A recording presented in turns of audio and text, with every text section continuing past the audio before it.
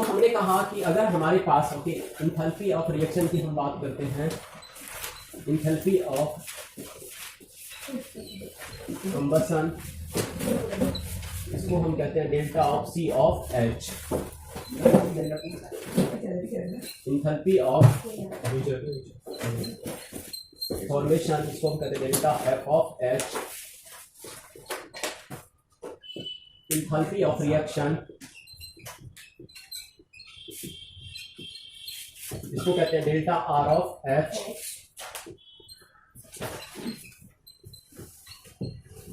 Enthalpy of vaporisation, delta V of H, इसको हम कहते हैं डेल्टा वी ऑफ पी। ये तो कुछ और था। Enthalpy of vaporisation delta V of P है। V for vaporisation, R for reaction, F for formation, C for combustion. और क्लियर है क्या इसमें? ओके, अच्छा ये H है, ये तो H ही होगा, that is for H enthalpy.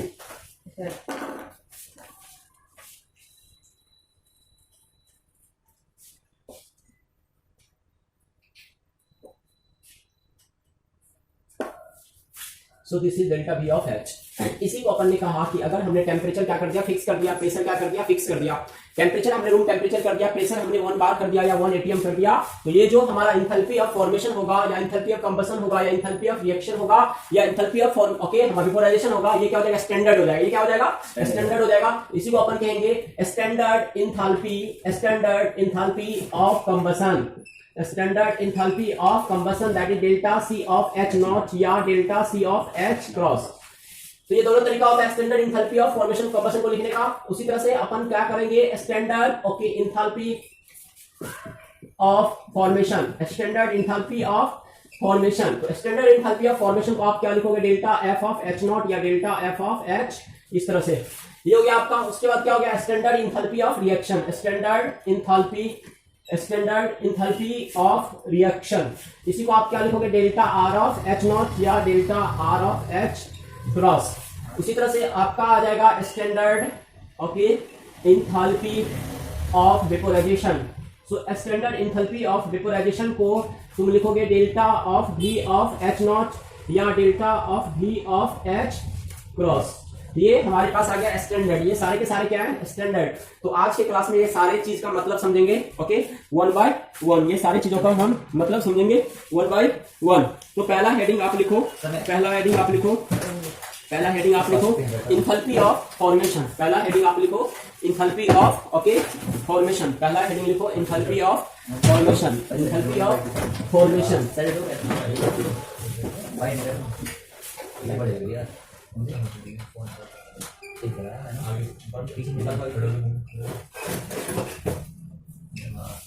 Enthalpy of formation, enthalpy of formation.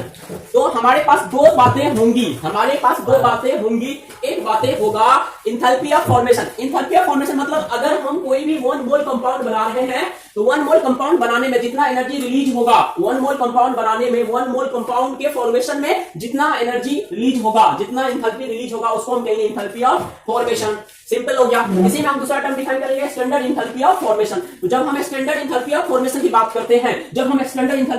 की बात करते हैं, उस वक्त भी हम 1 मोल की सब्सटेंस बना रहे होते हैं, उस वक्त भी हम 1 मोल की कंपाउंड बना रहे होते हैं। चेंजेस यह होता है कि वह formation room temperature that is 27 degree C, that is 27 degree C और 1 bar that is 1 atmosphere pressure पर हो रहा होता है। इसको रटो नहीं समझो, क्योंकि अभी हम 12 टर्म समझेंगे ओके 12-15 टर्म समझेंगे, minimum 10 term. It will become complex to you रटना। अदरवाइज अगर तुम समझ के करोगे, टर्म को समझोगे तो बहुत आसान है, 3 मिनट में पूरा चैप्टर खत्म। तो enthalpy of formation, enthalpy of formation की बात मतलब क्या होगा कि हम कोई भी 1 मोल सब्सटेंस बनाएंगे, किसी भी टेम्परेचर किसी भी प्रेशर पे जितना इंथैल्पी रिलीज हुआ उसको हमने कह दिया कि इस मोल का, अगर मेरे को वाटर का 1 मोल बनाना है, तो हमने क्या कहा कि वाटर का हमें लिक्विड है ये 1 मोल बनाना है, ये 1 मोल फिक्स है, इसको 2 हमें किसी भी हालत में नहीं करना है। तो वाटर 1 मोल हमें बनना है, तो हम जब भी ओके कोई भी कंपाउंड का फॉर्मेशन करेंगे उनके बेसिक कॉन्स्टिट्यूएंट से करेंगे, जो नेचुरल फॉर्म में पाया जाता है, तो वाटर किस से मिलकर के बना हुआ है? हाइड्रोजन से मिलकर के बना हुआ है और ऑक्सीजन से मिलकर के बना हुआ है। हाइड्रोजन नेचुरल फॉर्म में किस फॉर्म में पाया जाता है? H2 के फॉर्म में पाया जाता है और गैसियस फेज में होता है।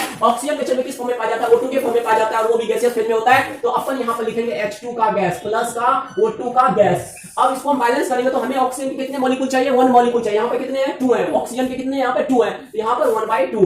तो ये इक्वेशन हमें दिखा रहा है इंथैल्पी ऑफ फॉर्मेशन को। यहां से मान लो ओके, इस रिएक्शन हमने फेज लिख दिया, हमने बैलेंस कर दिया, हमने इनके 1 मोल मेंटेन रखा। इस रिएक्शन में जो हमारा enthalpy okay of formation of H release होगा, मान लो हुआ माइनस का x किलोजूल मोल इनवर्स। क्या हुआ, मान लो माइनस का x किलोजूल मोल इनवर्स। ये हमारा हो गया डेल्टा एफ ऑफ H, ये हमारा हो गया डेल्टा एफ ऑफ H, ये हमारा हो गया इंथैल्पी ऑफ फॉर्मेशन, ये हमारे पास आ गया इंथैल्पी ऑफ फॉर्मेशन। तो पहले इसमें डेफिनेशन लिखो, रिएक्शन लिखे। हाँ ये रिएक्शन लिखो, वेरी वेरी इंपॉर्टेंट है। x क्या है इसका? ओके, x की वैल्यू हम न्यूमेरिकल वैल्यू पुट करेंगे, अभी सारी चीज देखेंगे। अभी तुम समझो x कोई न्यूमेरिकल वैल्यू है ओके, जो माइनस के साथ है, इतना हीट का रिलीज हुआ है during the formation of 1 mole of this water, during the formation of 1 mole of water that is liquid. सबसे इंपॉर्टेंट चीज है कि वाटर का फॉर्मेशन किस किस चीज से हुआ है, H2 गैस से हुआ है और O2 गैस से हुआ है, जिसमें हमें H2 का 1 मोल खपत हुआ है और O2 का हाफ मोल खपत हुआ है, जिससे 1 मोल वाटर बना है। कभी भी अगर हम यहाँ पे 2H2O लिखते हैं और यहाँ पर इस रिएक्शन को ध्यान से देखो, मेरी बात को ये लिखा चुके होंगे, ध्यान से देखो। अगर हम कहते हैं कि 2H2 गैस प्लस का O2 गैस ओके, और यहाँ से हमारे पास 2H2O लिक्विड, और यहाँ से देखो नीट में बहुत क्वेश्चन आता है, ठीक है, तो 2H2O लिक्विड, और यहाँ से हमारे पास क्वेश्चन में दिया हुआ है कि delta of formation of H, delta, अभी हम स्टैंडर्ड की बात नहीं कर रहे, अभी हम किसी भी टेम्परेचर प्रेशर की बात कर रहे हैं। डेल्टा एफ ऑफ H मान लो दिया हुआ है माइनस का okay y kilojoule mole inverse, minus का y किलोजूल मोल इनवर्स। तो क्या ये इसका एंथैल्पी ऑफ फॉर्मेशन है? क्या नहीं है। क्या इसका एंथैल्पी ऑफ फॉर्मेशन है? नहीं है। ये डेटा गलत है। तो इनका एंथैल्पी ऑफ फॉर्मेशन क्या होगा? ये सिर्फ एंथैल्पी है। ये सिर्फ क्या है? एंथैल्पी। किसका? इस रिएक्शन का। किसका? इस रिएक्शन का। तो फिर इस एंथैल्पी ऑफ फॉर्मेशन क्या हो जाएगा? डेल्टा एफ ऑफ H क्या हो जाएगा? माइनस का y/2। ये क्वेश्चन एक दिन संडे को करा था ना उस दिन, ठीक है। तो माइनस का y/2 किलोजूल मोल इनवर्स। समझ में आ गया कॉन्सेप्ट? कॉन्सेप्ट में कुछ भी नहीं है, कॉन्सेप्ट में कुछ भी नहीं है। अभी धीरे धीरे समझ में आ जाएगा। सर जितने मोल होते हैं वाटर होता है, हमें वाटर के 1 मोल फॉर्मेशन करने से जितना एंथैल्पी रिलीज होगा उसको ध्यान देखना है। 2 मोल में तो ये इतना किसे 2 मोल के कारण हुआ, तो 1 मोल के कारण क्या हो जाएगा? y/2 हो जाएगा। तो 10-20 मिनट इंतजार करो, बहुत अच्छा से समझा दूंगा मैं। पहले डेफिनेशन लिखो the enthalpy of formation, the enthalpy of formation, the enthalpy of formation, the enthalpy of formation, the enthalpy of formation, the enthalpy of formation of a substance is defined as the heat change, defined as the heat change, defined as the heat change, that is heat evolved or absorbed, that is heat evolved or absorbed, that is heat evolved or absorbed when 1 mole of the substance, when 1 mole of the substance, when 1 mole of the substance, when 1 mole of the substance is formed from its element, under given condition, under given conditions of temperature and pressure, of temperature and pressure, of temperature and pressure, of temperature and pressure, okay, of temperature and pressure, temperature pressure. इसको reference कैसे करेंगे? Delta F of H। यहाँ पर not you word use नहीं करेंगे क्योंकि हम pressure temperature को फिक्स नहीं किए, क्योंकि हम एट एनी टेम्परेचर प्रेशर की बात कर रहे हैं। क्लियर है? कोई कंफ्यूजन नहीं होना चाहिए, प्लीज पूरा क्लियर रखो। बहुत सारी टर्म अभी पढ़ने हमें, ठीक है। इसमें स्टैंडर्ड नहीं है क्योंकि हमने टेम्परेचर फिक्स नहीं किया, हमने प्रेशर फिक्स नहीं किया। अब अगले कंडीशंस में हम टेम्परेचर और प्रेशर फिक्स कर देंगे। तो लिखो नेक्स्ट पॉइंट, लिखो point number 2, standard enthalpy of formation, standard enthalpy of formation, standard enthalpy of formation of a substance is defined, of a substance is defined as, of a substance is defined as the enthalpy changes, of a substance is defined as the enthalpy changes, Standard enthalpy of formation of a substance, of a substance is defined as, of a substance is defined as the enthalpy change, standard enthalpy of the substance is defined as the enthalpy change accompanying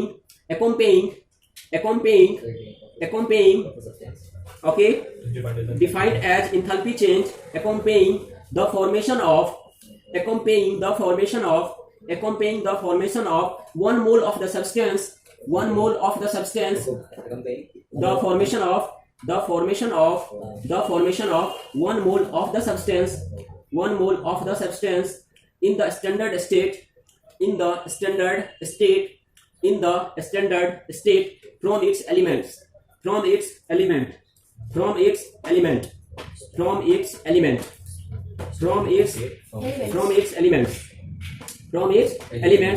taken in the